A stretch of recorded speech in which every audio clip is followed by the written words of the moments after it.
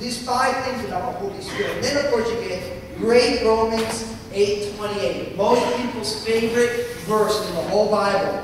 For we know that all things work together for good for those who love God, to those who are called according to his purpose. Wow. This is the verse of Christian comfort. Notice, we know that all things. What does all mean? All. Yeah. Yeah. It bugs me when people try and say all doesn't mean all. Because, like, what kind of logic is that? All. We know.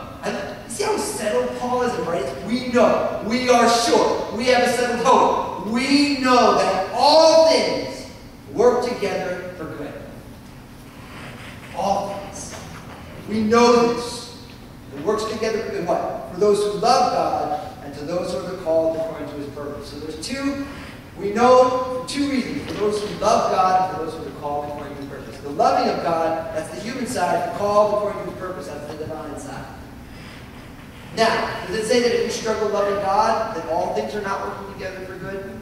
That doesn't mean that at all. See, our love for God is a response to his calling. And we know that we're the called because we love God. Not everybody loves God.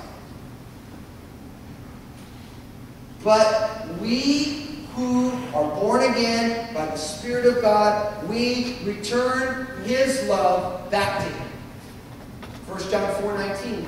We love him because he first loved us. Our love for God is a response to his love for us. And I don't know about you guys, but I read this and I think to myself, man, my love for God's all over the map.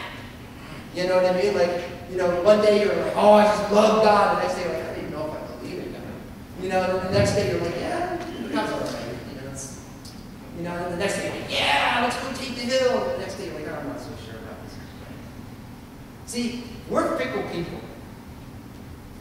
I'm a fickle person. I'll speak for myself. I won't put myself on you guys. We're all over the place. But for those who are called according to his purpose, that is not fickle. Because God is not a revoker of his gifts. He called them.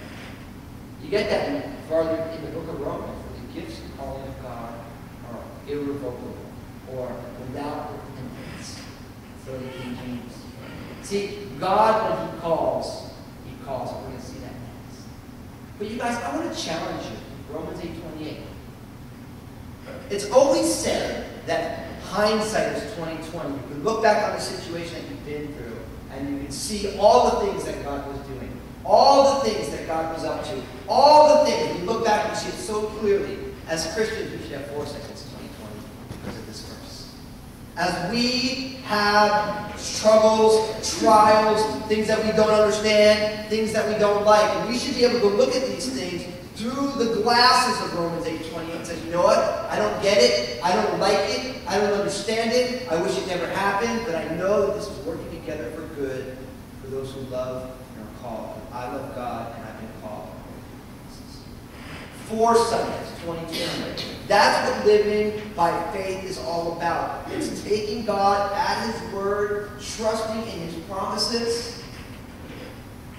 And when you have the ability to walk by faith and not by sight, walk with the eyes of the Spirit and not with the eyes of mankind, then everything looks clear. Everything is, Lord, I know you're going to work this together for my good. I don't know how, I can't fathom why, and I know you're going to do it. Because you're God, and you told me you would.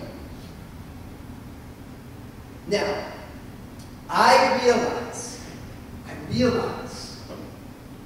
that sometimes God brings us through a trial and he has us walking with him.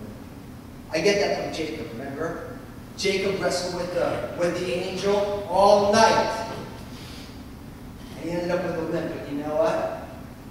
Jacob's limp worked together for his good. Sometimes we end up out the back side of a trial with a limp. But for those who walk by faith and say, Lord, thank you for my life. I needed that.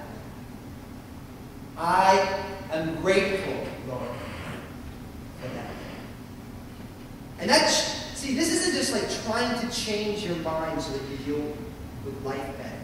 This is about following and trusting See, we have a tendency in America, because it's a therapeutic culture, to, again, everything is, I come out better than I was before. I come out more glorious than I was before. Sometimes glory involves a limit. Sometimes being better involves being crushed. But if you could walk through a trial knowing that all things are working together for good, all things, God is working this to your good. You walk out with a little bit of sin, you're blessed. You're so, instead of it being like a debilitating one, now you got little structures. You know? And you ever think about it? But it really boils down to if you feel that the world is a nasty place, or you believe Romans 8:28. And that's for each one of us. Each one of us, in the circumstances, and all of our lives are different, and all of our lives are hard, and God isn't working all of our lives in a myriad of ways. It's a question, are you going to trust that all things are working together for good? Can you take God at His? God. I know it's hard to. I don't know how many times I'm like, Lord, I don't have a clue. I don't even like this. This stinks. But then, sure enough, Romans 8:28 fights against my discouragement, fights against my bitterness. How can I come and talk to people about Jesus and not trust this promise? Because it's either true or it's not. If this isn't true, you throw the rest of the book out too. Are we willing to trust this promise?